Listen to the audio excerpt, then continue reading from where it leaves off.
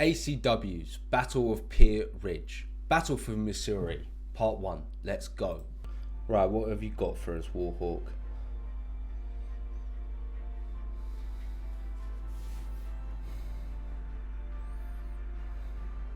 It has been a minute.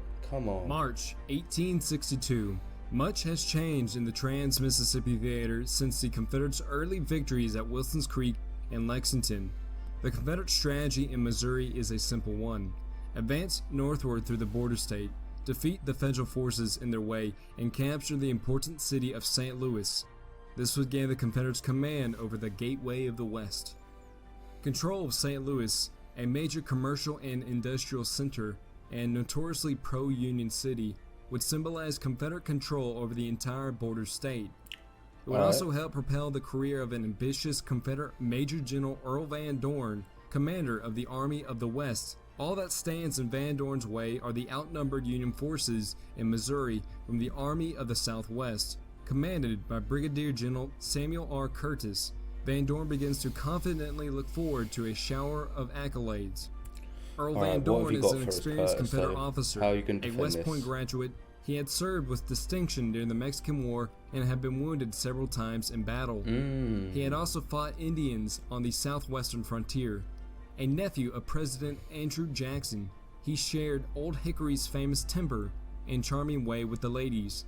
Early in the war, Van Dorn had been summoned to Richmond by President Jefferson Davis and promoted to Major General, and given the task of winning back Missouri for the hard-pressed Confederates.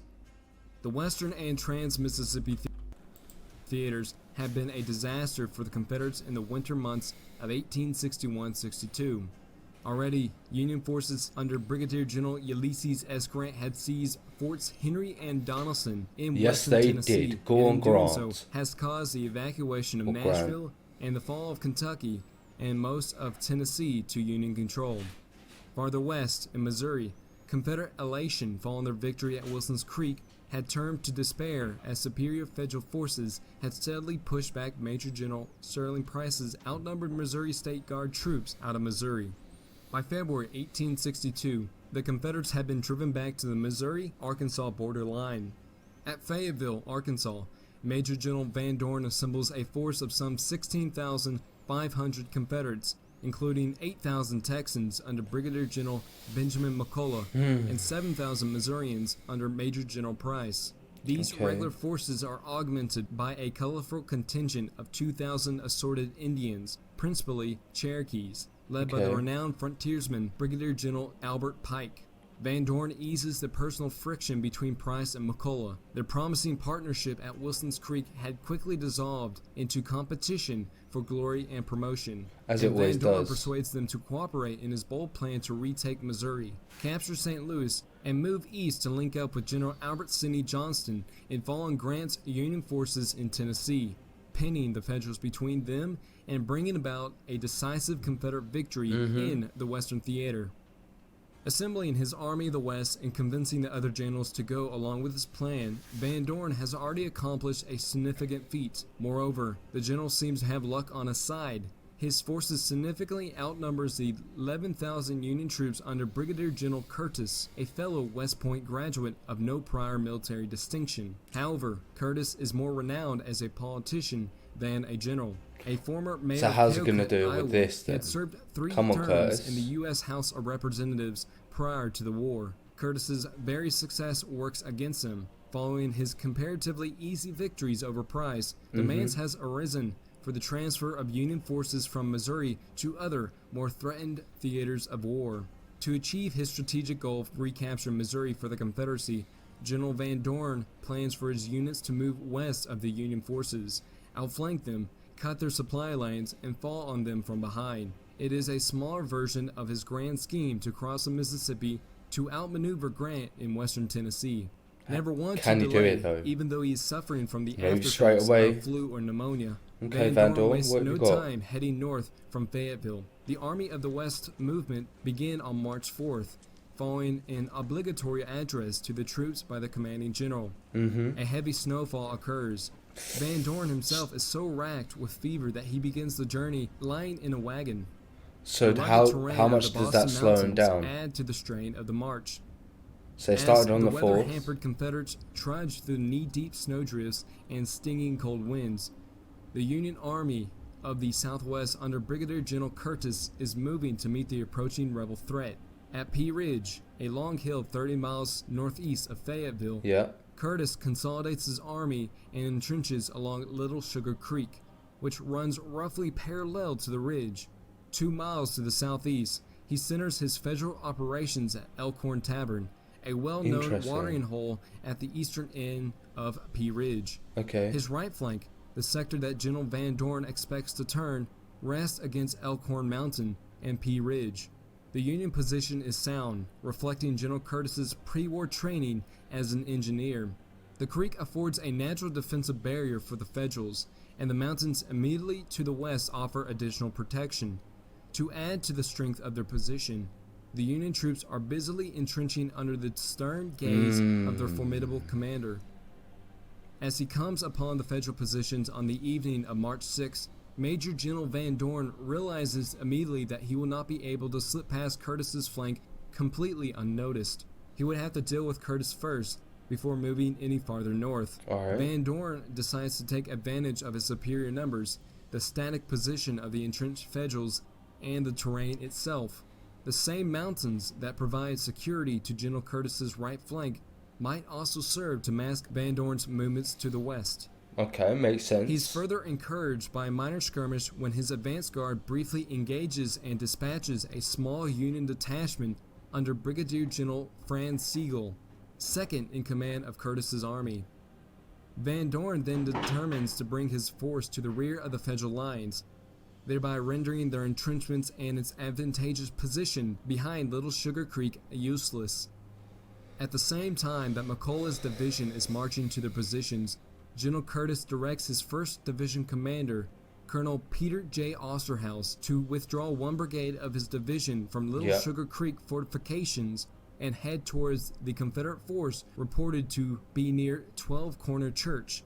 A steady and reliable officer, the 39-year-old Osterhaus is a good choice for such an independent assignment. Colonel Osterhaus is unknowingly seeking Brigadier General McCullough's marching column of Confederates, which had turned off Bentonville Detour at 12 Corner Church and was now marching around the west side of Big Mountain on the Ford Road. Colonel Osterhaus rides ahead of his infantry in order to familiarize himself with the country atop Pea Ridge. Accompanying him is Colonel Cyrus Bussey and a small mounted force consisting of detachments from the 1st, 4th, and 5th Missouri Cavalry and the 3rd Iowa Cavalry, in all around 600 men, and 3 guns from the 1st Missouri Flying Artillery Battery. On the late morning of March 7, 1862, the Battle of Pea Ridge, or Battle of Elkhorn Tavern, begins. is set to begin at the small hamlet of Backstory Leetown. over, let's go guys. I cannot hesitate in my course of action. Is that Colonial or Peter J. At about 11:30 a.m., Colonel Osterhaus and his small escort command emerged from a small piece of woods onto the property of Foster Farm. What Colonel Osterhaus sees ahead of him is a sight to behold. McCullough's entire division of 7,000 Confederates are marching down the road only a few miles away. In the words of Colonel Osterhaus, I could not hesitate in my course of action. He directs Bussey to unlimber his 3 guns from Captain Gustavus N. Elbert's 1st Missouri Flying Artillery and to have them open fire on the tightly packed Confederate marching columns. The opening shots of the fight at Leetown around Foster's Farm strikes down dozens of rebel cavalrymen with shot and shell. Now it was McCullough's turn to be surprised. Like General Van Dorn, McCullough believed that the Union forces were still in their fortifications along Little Sugar Creek, awaiting an attack from the south. What does he do? And figuratively, McCullough was looking forward to meeting Generals Van Dorn and Price at Elkhorn Tavern, which lay directly ahead of his division. The last thing the former Texas Ranger expects is an attack from his rear. After a few minutes of confusion in the Confederate ranks, McCullough sends Brigadier General James M. McIntosh, his second in command and cavalry brigade commander, along with his 3,000 cavalrymen sweeping across Foster's wheat field toward Osterhaus's position in one of the Civil War's most colorful cavalry charges, Ooh. shrieking the Comanche war whoop and brandishing carbines, shotguns, pistols, sabers, bowie knives, and hatchets. Rebel troopers of the 6th, 9th, and 11th Texas Cavalry Regiments, 1st Texas Cavalry Battalion, and 1st Arkansas Cavalry Battalion overwhelmed the small Union advance party. There was only The 600, wasn't Confederates there? scattered the small Union cavalry force and captured the 3 guns from the 1st Missouri Flying Artillery, scoring an initial victory at Foster's Farm. A few hundred yards to the west, Brigadier General Albert Pike's Indian They had no chance, really, did they? Should he have engaged all his forces there, or should he have tried to do a tactical retreat? That's my question. I can't pronounce his name. Not McCullen, the other guy. Brigade conforms to McIntosh's movement by ordering his Indians to attack as well. The 1st and 2nd Cherokee Mounted Rifles, some on horseback, others on foot, pick their way through a patch of woods and drive off 2 isolated companies of the 3rd Iowa Cavalry in an ambush. These 2 companies of the 3rd Iowa Cavalry are hit particularly hard by the Indian ambush.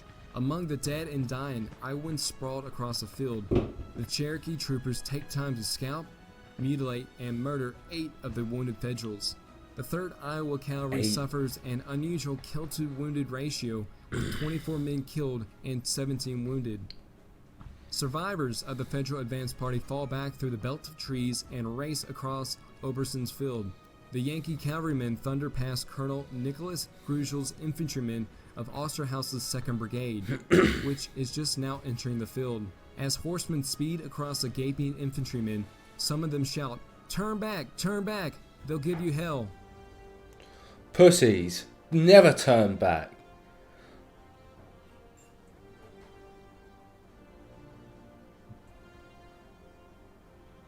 Ooh, okay, Nicholas.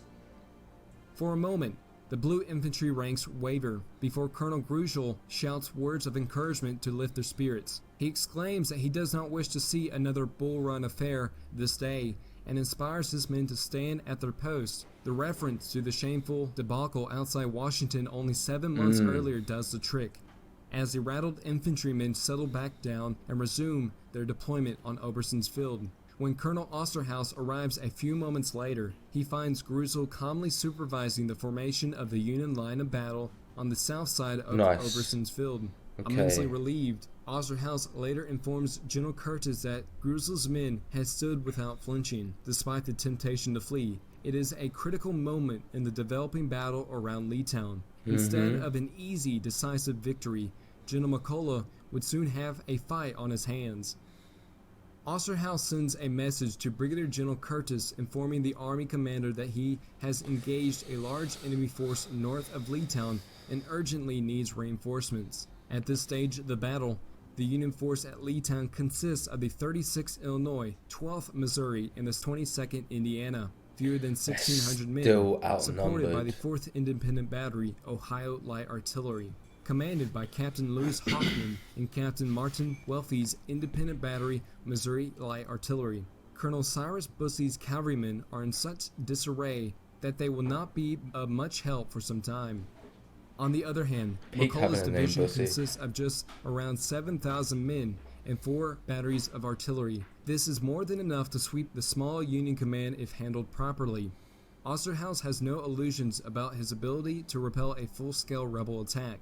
His only hope is to hold out on Oberson's Field until reinforcements arrive. Oh, this is a full-on attack into the woods where McCulloch's men are located. Oh, he's got more than 3,000 now. Routing Pike's Indian Brigade permanently and convincing McCulloch to deal with this federal nuisance before moving on to Elkhorn Tavern.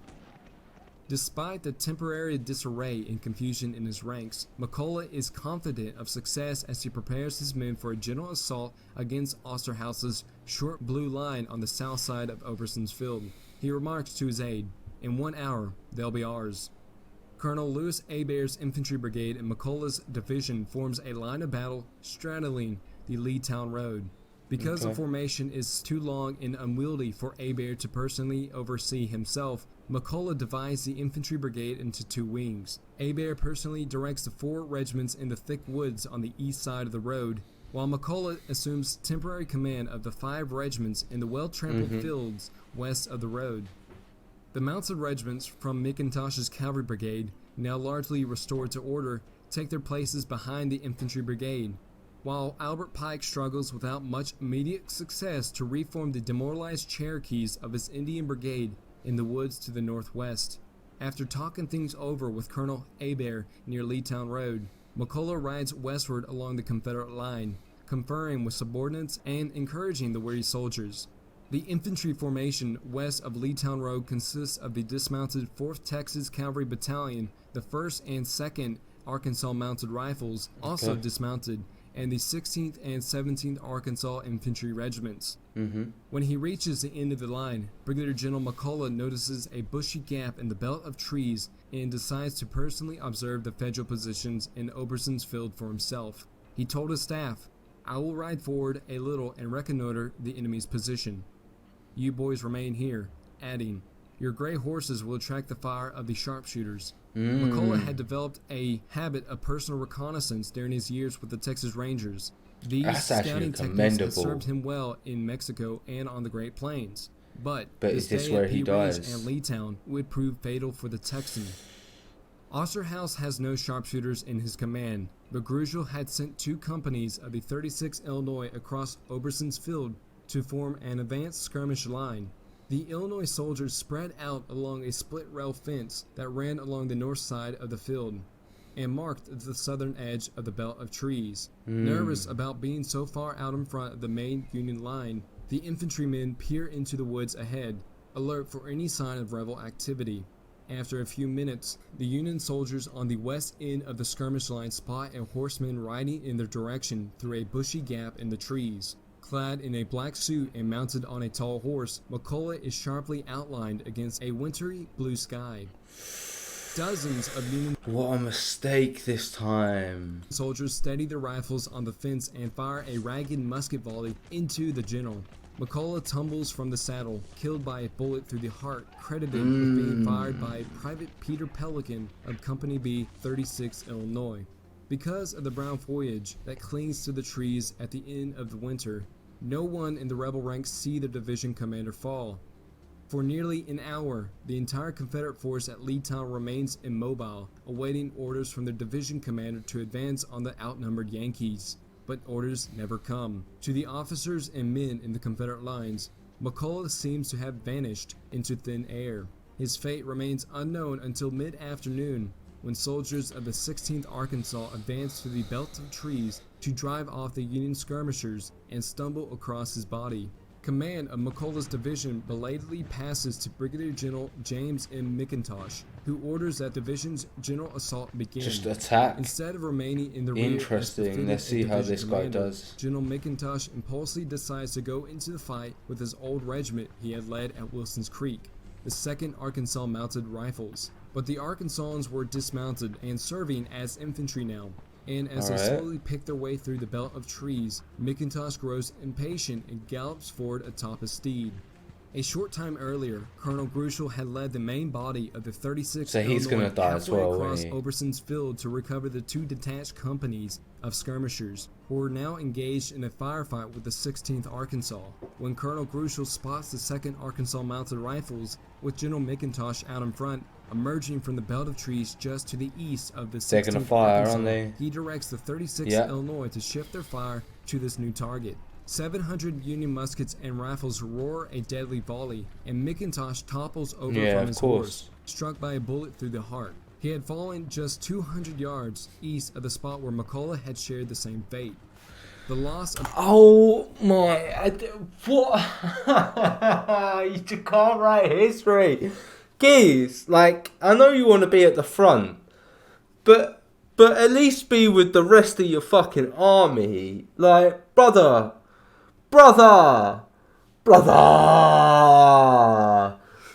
your commander just died. Do you really think that your army really needs 2 of their generals to die at this moment in time? I don't think so. I don't think you guys think so. But let's carry on. above McCulloch and McIntosh causes the abortive Confederate infantry assault west of Leetown to sputter out of momentum. Most regiments had not moved an inch, and the few that had started forward into the belt of trees and disappeared, such as the 16th Arkansas and the 2nd Arkansas Mounted Rifles, soon waver and then fall back to their initial starting position on Foster's The morale's Farm. gone. After the rebels The fade back morale's into the just belt of gone. trees and disappear from sight, the 36th Illinois waits uncertainly in Oberson's Field, just out in front of the other federal regiments. When nothing happens, a mystified Grusel leads the Illinoisans back to their original positions south of Oberson's Field to await deployments. Meanwhile, Colonel Lewis Hebert's wing of the Confederate infantry line of battle, consisting of the 4th, 14th, and 15th Arkansas and the 3rd Louisiana, is deployed east of Leetown Road in a forested area known as Morgan's Woods. Colonel Hebert never learns that McCulloch and McIntosh are dead and that he is now the senior ranking officer in the division. When he heard the sporadic firing to the west that felled his superiors, he assumed it marked the beginning of the general assault that he and McCulloch had discussed. Hebert waits in vain for the orders to advance from his division commander. Determined to strike a blow, he finally decides to go forward on his own initiative and leads his 4 regiments south through Morgan's Woods. Unable to see any distance ahead due to the heavy woods, the Confederates unknowingly marched directly towards the exposed right flank of Colonel Osterhaus's short line, which does not exceed east of Leetown Road. The confusion and delay occasioned by the deaths of McCulloch and McIntosh allows the Union defenders just enough time to blunt Hebert's attack. When Brigadier General Curtis receives Osterhaus's message at his headquarters begging for reinforcements and support, he dispatches Colonel Jefferson C. Davis's 3rd Division to the scene. Jefferson C. Davis, at age 33 and of no relation to Confederate President Jefferson Davis, is a capable West Pointer who is perhaps best known for his memorable name and for murdering another Union general in a personal dispute a few months after Pea Ridge. Davis pulls his 3rd Division troops out of the fortifications along Little Sugar Creek and reaches Osterhaus's position with 3 Illinois and Indiana regiments, about 1,400 men, and Battery A, 2nd Illinois Light Artillery. As a Union band incredibly plays the tune of Dixie, the infantry from Colonel Davis's 2 brigades hurry into Morgan's Woods on the east side of Leetown Road. The new regiments extend the Union line directly across Colonel Hebert's path. Colonel Julius White's 2nd Brigade, composed of the 37th and 59th Illinois, is first into line, so Davis sends it forward to locate the enemy. Neither Davis nor White realize that the 2 Illinois regiments are on a collision course with Hebert's much larger force. Yeah, but he's not backed up, and the Union Army is backed up.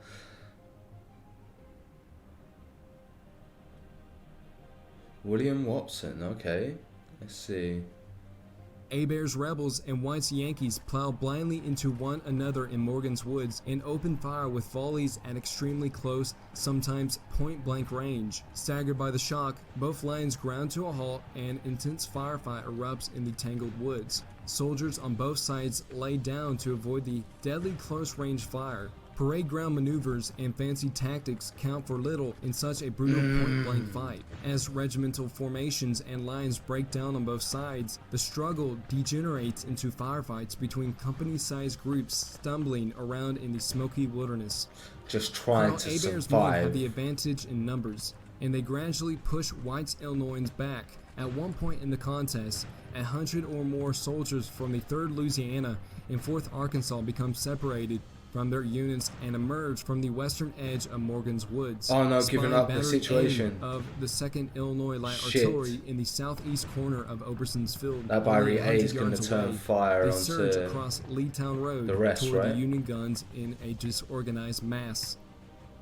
The Confederates are momentarily brought to a halt by a single man, Captain William P. Black of the 37th Illinois, who stands in front of the imperiled battery and blasts away with a Colt repeating rifle until he is wounded. Captain Black's remarkable act gives the artillerymen time to save 4 of their 6 guns, and his singular heroism will earn him the Congressional Medal of Honor. The Confederates swarm over the 2 remaining guns, and for a moment, it seems as though Hebert has achieved a breakthrough. But then, Osterhaus's regiments on the west side of the imperiled Union battery comes to the rescue. The 36th Illinois and the 12th Missouri wheel about into Oberson's field and drive the rebels away from the federal guns. Colonel Hebert's men sprint across Leetown Road under a hell of fire and plunge back into Morgan's woods. Shortly before the Confederates made their sideways lunge into Oberson's field, Davis sent Colonel Thomas Patterson's 1st Brigade, consisting of the 18th and 22nd Indiana, now reattached from Osterhaus, around the left flank of Hebert's formation. Patterson is slow to get into position, and his counterattack is hampered by poor visibility in the woods. Navigating by compass, the Indianans form a line of battle facing west and move forward until they encounter the rebel flank. Surprised by the unexpected appearance of the Yankees, who seemed to come out of nowhere, the soldiers of the 14th and 15th Arkansas nevertheless managed to change front to their left. They put up a stiff defense amid this tangle of trees and vines, and fight the 2 Indiana regiments to a standstill. Lieutenant Colonel John A. Hendricks of the 22nd Indiana is killed during this encounter. During the chaotic moments when the Confederates struggled to meet Patterson's flank attack, Louis Hebert and Colonel William C. Mitchell of the 14th Arkansas become disoriented in the Smoky Woods and drift away from their own men. About the same time, Colonel William F. Tunnard of the 3rd Louisiana collapses from exhaustion. All 3 officers are captured by the Federals. Colonel Hebert's loss is a particularly telling blow to the rebels, for it effectively completes the decapitation of McCullough's division and leaves it leaderless and dysfunctional. In one battle, the rebels lost 3 of their leaders, and one of them was just stupidity. This one was just a lack of knowledge. We can argue about the first one. That's a bit different. Wow, this was a big defeat for the rebel in my eyes. Losing some of your, 3 commanders for your whole division. I'm surprised. Yeah, wow. The combination of stiffening Union resistance in the front and flank and the loss of 3 key senior officers brings Hebert's bold attack to an end. Exhausted, disoriented, and out of ammunition, the Arkansas and Louisiana troops give up the fight and stream to the rear through the darkening forest. Of course they would. Upon reaching Foster's farm, they're disgusted to discover that 2/3 of McCullough's division had stood idle during their desperate struggle in Morgan's woods. Not a single Confederate regimental commander west of Leetown Road had demonstrated any initiative during the most critical phase of the battle. Wow. The failure of Hebert's unsupported attack and the capture of Colonel Hebert himself are the final blows to the ill-starred Confederate effort at Leetown. By 4 p.m., the fighting around Leetown had sputtered out, except for intermittent artillery fire. Leaderless and listless, the officers and men of McCullough's division mill around in the lengthening shadows and wait for someone to tell them what to do. I can't believe no one stepped up, or even a few people stepped up. Even if a few commanders or squad leaders got together and was like, what are we going to do? We need to act now, we need to act quick.